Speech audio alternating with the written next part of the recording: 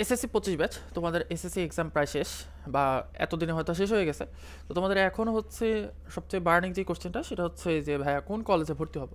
So কলেজে ভর্তি হওয়ার জন্য বেশ কিছু ক্রাইটেরিয়া আমি এখন বলে দিই, কারণ অনেকেই হচ্ছে এই জিনিসগুলো না মেনটেন করে তথাকথিত ভালো কলেজে ভর্তি হইতে গিয়ে হচ্ছে পুরো এইচএসসি লাইফটা নষ্ট করে ফেলে। ওকে, তো অ্যাট ফার্স্ট তুমি যদি নটরডেম কলেজে ভর্তি হতে পারো, তাহলে অফকোর্স চোখ বন্ধ করে সেখানে ভর্তি হবো, এটা নিয়ে আমার কোনো দ্বিমত নাই, আমি তোমাকে মানা করবো না। বাট নটরডেম কলেজ বাদে অন্যান্য কলেজ, ম্যাক্সিমাম স্টুডেন্টেরই হচ্ছে নটরডেম কলেজ হবে না, এটাই নর্মাল। তো সেক্ষেত্রে তুমি কোন কলেজ চুজ করবা? ওকে, তো সেক্ষেত্রে অ্যাট ফার্স্ট প্রথম যে জিনিসটা মাথায় রাখবা সেটা হচ্ছে এইচএসএ লাইফে কলেজ ইজ নাথিং। এইচএসএ লাইফে তোমার কলেজ ম্যাটারই করে না। ওকে, সো অ্যাট ফার্স্ট তুমি যেই ক্রাইটেরিয়াটা মেনটেন করার চেষ্টা করবা যে তোমার বাসার কাছে কোন কলেজ, তোমার বাসার কাছে যেই কলেজ সেই কলেজেই তুমি অ্যাডমিট হবা, সেটা ভালো কলেজ হোক খারাপ কলেজ হোক হোয়াট এভার।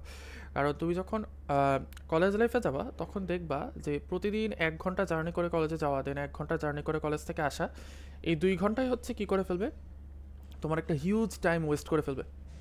সো এইচএসএলএফ এর পড়াশোনাটা কিন্তু পুরোপুরি নিজের ওপর, তোমাকে কলেজ কিচ্ছু শেখাই দেবে না, নাথিং। তোমাকে কলেজ কিছু শেখাবে না, তোমাকে সব হচ্ছে নিজে শিখতে হবে। এই জন্য তোমার নিজের পড়াশোনার জন্য টাইম থাকাটা ভেরি মাচ ইম্পর্ট্যান্ট, এই জন্য বাসার পাশের কলেজ চুজ করবা।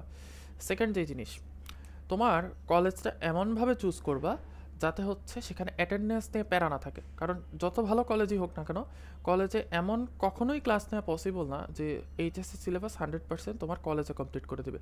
সো সেক্ষেত্রে শুধুমাত্র অ্যাটেন্ডেন্সের প্যারার জন্য প্রতিদিন কলেজে যাওয়া আসা করা, এটা খুবই একটা মানে দুঃখজনক এবং কষ্টদায়ক কাজ, যেটা হচ্ছে আমার নিজের জন্য হয়েছিল নটরডেম কলেজে। অ্যাটেন্ডেন্সের জন্য 85% অ্যাটেন্ডেন্স না হলে পরীক্ষায় বসতে দেবে না, এই ভয়ে হচ্ছে প্রতিদিন সকাল 7টা বাজে বাসা থেকে বেরোতে হতো। তারপর হচ্ছে বাসায় আসতাম হচ্ছে সপ্তাহে 2 দিন বাসায় আসতাম রাত 8টায়, আর বাকি দিন হচ্ছে বাসায় আসতাম দুপুর 3টা 4টা এই টাইমে। ঠিক আছে, সো তোমার কলেজ যদি অ্যাটেন্ডেন্স দিয়ে প্যারা দেয় তাহলে ওই কলেজটা অ্যাভয়েড করার ট্রাই করবা। থার্ড যে জিনিসটা, যদি এরকম হয় যে তোমার বাসার আশেপাশে অনেক ভালো কলেজ আছে, অথবা তোমার ধরো বাসার আশেপাশে বলতে আমি এমন না যে তোমার বাসার পাশের বিল্ডিংয়ে কলেজ থাকতে হবে, যেমন ধরো তোমার বাসা থেকে কলেজের দূরত্ব হচ্ছে সর্বোচ্চ ধরো 30 মিনিট, তুমি যদি রিক্সায় যাও তাহলে সর্বোচ্চ 30 মিনিট লাগে, এইটা হচ্ছে মোটামুটি অ্যাফোর্ডেবল। ঠিক আছে, এর বেশি দূরের কলেজে যায় না, 1 ঘন্টা লাগে 1.5 ঘন্টা লাগে কলেজে যেতে, এই জিনিসটা অ্যাভয়েড করার ট্রাই করো। সো ধরো তোমার আশেপাশের ভিসিনিটিতে 30 মিনিটের মধ্যে বেশ কয়েকটা কলেজ আছে, সেক্ষেত্রে তুমি কোনটাতে ভর্তি হবা? এক্ষেত্রে তুমি চেষ্টা করবা যেই কলেজটা থেকে হচ্ছে ভালো রেজাল্ট করছে ওই কলেজটাতে অ্যাডমিট হওয়ার জন্য, মানে প্রিভিয়াস ইয়ারে যেই কলেজটার রেজাল্ট ভালো ওই কলেজটাতে অ্যাডমিট হওয়ার জন্য। কেন? কারণ প্রিভিয়াস ইয়ারে ভালো রেজাল্ট করা কলেজের স্টুডেন্টগুলোর মধ্যে একটা প্রতিযোগিতা থাকে, যে আমার আগের বছর তো হচ্ছে আমার কলেজ থেকে 30 জন বুয়েটে চান্স পাইছে, তার মানে আমাকেও আমার কলেজের টপ 30-এর মধ্যে থাকতে হবে, তাইলে আমি বুয়েটে চান্স পাওয়ার সম্ভাবনা অনেক বেশি। তো এই প্রতিযোগিতাটার কারণে কি হয়, এই কলেজের স্টুডেন্টগুলো বেশ ভালো করে। ঠিক আছে, সো এই প্রতিযোগিতাটা থাকাটা খুবই ইম্পর্টেন্ট। নেক্সট যে জিনিসটা তোমরা মাথায় রাখবা সেটা হচ্ছে এমন কোনো কলেজ চুজ করবা না যেখানকার কলেজে টিচারদের কাছে বাধ্যতামূলক প্রাইভেট পড়তে হয়।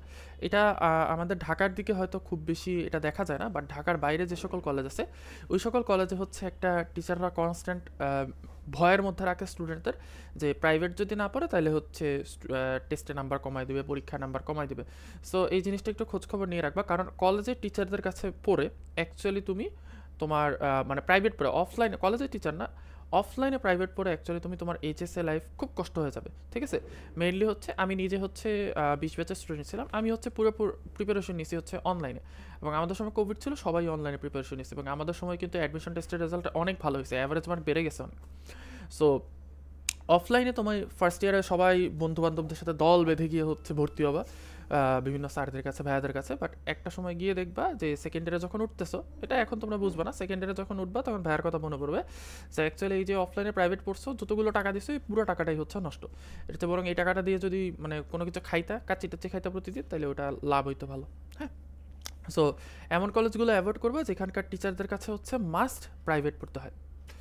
নেক্সট যে জিনিসটা সেটা হচ্ছে তোমার কলেজ যদি তুমি খুব ভালো কলেজ না হয়, মোটামুটি অ্যাভারেজ কলেজ থাকে তোমার আশেপাশে, তাহলে সেই কলেজটাতে অ্যাডমিট হবা যেইটাতে হচ্ছে তোমার কলেজে কম যাওয়া লাগে, মানে ল্যাব নিয়ে প্যারা কম দেয়, অ্যাটেন্ডেন্স নিয়ে প্যারা কম দেয়, এই জিনিসগুলো নিয়ে প্যারা যে সকল কলেজে কম ওই কলেজে যাওয়ার ট্রাই করবে। কারণ এখন অনলাইনের যুগে তুমি বাসায় পড়ে কী করতে পারো, ফুল প্রিপারেশন নিতে পারো। এইচএসসি এবং অ্যাডমিশনের, বোঝা গেছে? সো ওই কলেজগুলো যদি তুমি অ্যাভয়েড করো তাহলে হচ্ছে তুমি দেখা যাবে যে তোমার ফ্রেন্ডসদের চেয়েও তুমি অনেক দ্রুত হচ্ছে তোমার সিলেবাস কাভার করতে পারবা। বাট সেক্ষেত্রে হচ্ছে তোমাকে একটা জিনিসই মেনটেন করতে হবে, সেটা হচ্ছে ডিসিপ্লিন।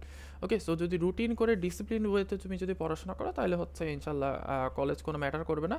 এবং এই জিনিসগুলো তুমি যদি কলেজ সিলেকশনের সময় একটু মনে রাখো তাহলে ইনশাল্লাহ তুমি হচ্ছে আহ, তথাকথিত ভালো কলেজগুলো অ্যাভয়েড করে মোটামুটি একটা অ্যাভারেজ কলেজে পড়েও অ্যাডমিশনে কিন্তু অনেক ভালো রেজাল্ট করতে পারবা।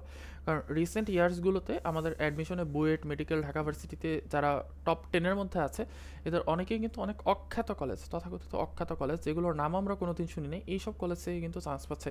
এর একটাই কারণ, ওরা ইন্টারের ফার্স্ট ইয়ার থেকে ওই কলেজে গিয়ে টাইম নষ্ট না করে ওরা কী করে নিজে পড়াশোনা করছে। নিজে পড়াশোনা করার উপরে অ্যাকচুয়ালি মানে মানে কোনো পড়াশোনার ভালো ওয়ে নেই। ঠিক আছে, সো যারা এসএসসি 25 ব্যাচ আসো তাদের এই জিনিসটা আমি বলবো যে তোমরা এই জিনিসটা প্লিজ একটু মেনটেন করার ট্রাই